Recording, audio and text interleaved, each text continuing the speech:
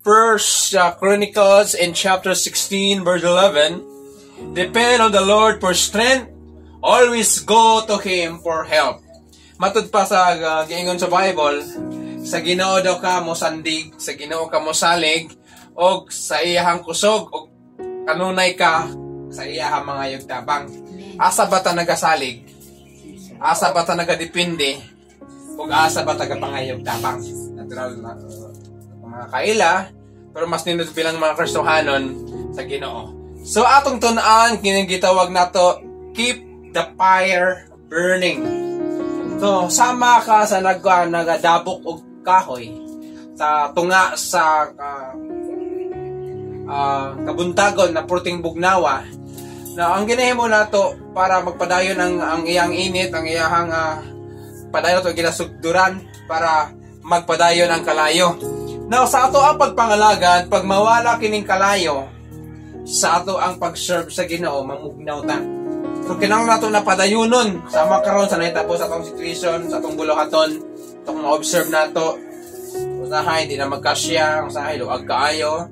So, inanag yun ang realidad, dapat ready atong heart, para dili ka masakitan kung may tabo ang situation na masalan mo sa kay maunang realidad. But ang importante diri ato ang personal na commitment sa Ginoo. So keep the fire burning. Dapat ang kalayo nimo dili na mapalong. Matud pa sa 1 Chronicles 6:11, sa unsaon nato na dili mapalong ang atong kalayo. Depend on the Lord for strength. Always go for Him for help. We are called to keep the fire of our faith burning brightly. So gitawag ta na magpadayon ta na magapangalayo, dili magapalayo, kundi magapangalayo sa pagpangalagan. Just as the flame of a candle needs to be tended to nurture, our spiritual requires contact, attention, and care. Sama sa kwan, di ba ka na kalayo sa kandila? Kinalagay mo na kwan, pagka imuhang bantayan, kay may time na sa na maupos na sa magpapatay na another na pudagkot. The same sa itong spiritual na kinabuhi, nag-require of attention. Kailangan ato na ato ang susihon perme kung healthy ba ang atong spiritual, o malnourished ba, o luya ba. Now, naay mga pipila ka mga guidelines unsaon nato that the fire always burning. Okay? Number 1, constant search for the presence of God. Constant. Mingutag constant. Ang mapadayunon. Mingutag search, pagpangita sa presensya sa Diyos. Saan sa pamaagi? 1 Chronicles 6:11, depend on the Lord for strength. So, pinaagi sa depende sa kusog sa Ginoo o pagpangayog tapang kanunay. The presence of God is like fuel for the fire of our faith. So, ang presensya sa Ginoo sama sa sugnod. Pag wala ang presensya sa Ginoo sa imo o sa ako, di jud kang magpangalayo. Di jud kang magkalayo jud ka. Diba? Magkalayo ug magkalayo. Pero kung kanunay nato na ang presensya sa Ginoo, kanunay naata sa pag-alagad nato, active ta sa ato nga mga activities, active ta sa pagsimba, active ta sa pagbasag Bible, active ta sa pag-ampo. So ang presensya sa Ginoo mao na ang gasugnod, mao na ang gadatig sa tuwa na makapadayon ta na magakalayo. Once nagakalayo ang imuha nga pagpangalagad sa Ginoo, di na basta-basta mapalong sa mga hangin, sa mga pagsulay na mag-aabot sa atong mga kinabuhi. By seeking His presence daily, pinagi sa pagpangita sa iyang presensya sa matag adlaw, pinagi sa prayer. Number 1, prayer. Kumusta imong prayer life? Kinsa ang nakikistorya sa Ginoo ganiyang buntag? Kinsa ang nakikistorya sa Ginoo? Amen? Worship. Kasimba ba ka, Lord? Salamat himong kaayo, nakamata ko karon, bahalag may utang atubangon karong adlaw, at least ikaw mutabang sa ako, Lord, ikaw mag-provide. Ikatulo, meditation, nagapamanandong baka sa kaayo sa Ginoo on His Word, and we can keep spiritual flame burning brightly. Mahimo daw magpadayon pagpangalayo na hayag kaayo ang imuhang espirituhanong kinabuhi. kumusta na ba itong espiritu kinabuhi? Gaso ra ba o nagakalayo pa? Di ba lahi ang burning sa ang pagkalayo sa ligid kung sunugon mo ng gaso? Pero lahi po ang kahoy. Bakit agili mo ang flame na pula, whatever na i-symbolize sa imuhang pagkaisog sa pagpangalaga sa kinasama karon. April 9, araw ng kagitingan. Di ba? Holiday. But importante, to keep the fire burning, we need to constant search for the presence of God. So, kailangan nato na padayon kita. Prayer, worship, meditation of the Word of God, muna sila ang makapadayon na magapangalayo ang ato ang pagpangalagan sa Ginoo. Colossians 4:2. Never stop praying. Oh, never stop praying. Kasi mawala ng never, na mahimo na lang, stop praying. But never stop praying. Di ba? Ito mga words ba? Never stop praying. Be ready for anything by praying and being thankful. Number 2, how to keep the fire burning. Permanence in prayer and the Word. Oh. Kanina, dapat always dependent ka sa Ginoo.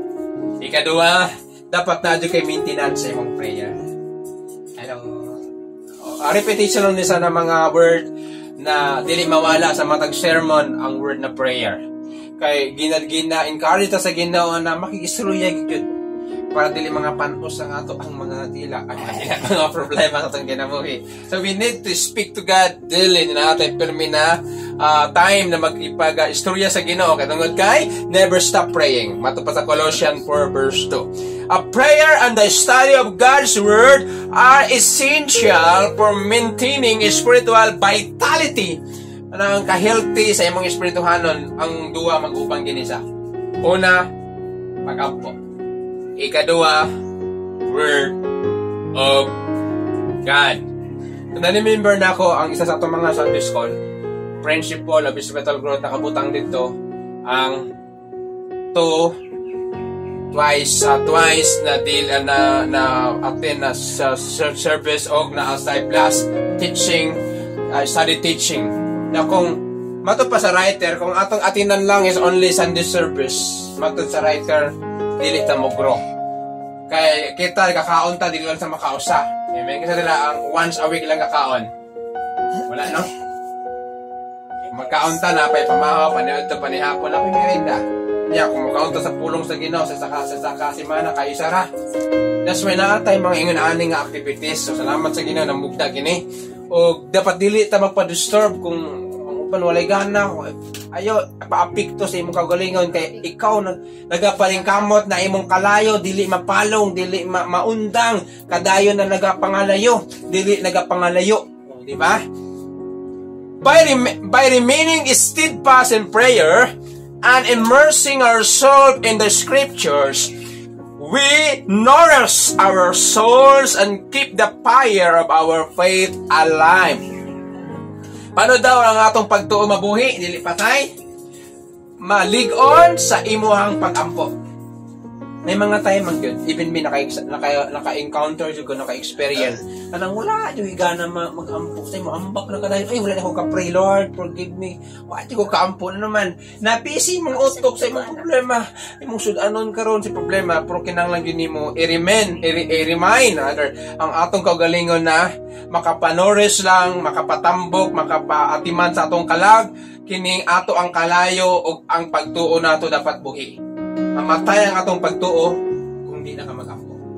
Mamatay ang atong pagtuo kung di na ka mamati sa pulong sa Ginoo. Kaya nga nang ingon busy na ko, pastor. Sabtas ako. Wala problema, pero ang yawa, di mo sagot. Ingon mo, sabtar ako, pero ang yawa, yes! Mauna akong opportunity. Kung may ka sabtas ako sa iyo, sige, okay, sabtunta ka, pero dili man yun. Kaya ang iyamang mission, pangawat, pagpatay, o pagguba, mo kaya mission niya. Musugot kag sa dili, iya ginang tumanon. So, that's why, di pa dapat magkumpiyansa, okay? And third, last, sa first session, sa Keep the Fire Burning, Lamentation in chapter 3, 22 to 23. Lamentation. Isulat ni Jeremiah, the Lord's faithful love never ends. His act of mercy never stops. He shows us His love and new every morning. He is completely faithful. Ang pagkamatinunanon sa gugma sa Dios walay pagkaundang, o ang iyang pagkamaluluyon dili mo undang. Iyang ginapakita ang iyang gugma sa matag kabuntagon pagkadako sa iyang pagkamatinumanon. How to keep the fire burning? Daily renewal of commitment to God. So, sama-sama ang license sa pagka-pastor na may tawag na 3 years. Every 3 years, gina-renew na mo. Kung driver ka, karon bago na ang sugo, every 10 years. So, matag kailangan og renewal. Ipa-change. Ipa-change po ng pitch sa kanus-ana sa the same ang atong pakigsaad sa Ginoo. Adlaw-adlaw na i-remind, Lord, padayon ko. Kung mong sa atin mo, ug manapod, Lord, padayon ko. Bisan pa na, dili mo mapila na ang Ginoo, di mo mapil nimo na gipadato ka sa Ginoo. At least, makatabang na imong kalayo, dili maundang kung ginaadlaw-adlaw nimo, gina-remind ang imong commitment diya sa Ginoo. Tungod kay, ang Ginoo, wala nagausab. Padayon sa mahigugma sa